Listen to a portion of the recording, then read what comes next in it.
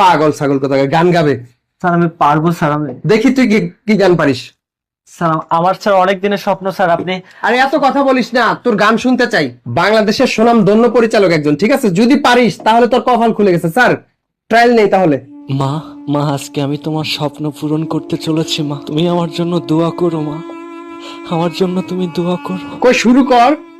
মা আমারে সাইরা গেছে রে, ও মা,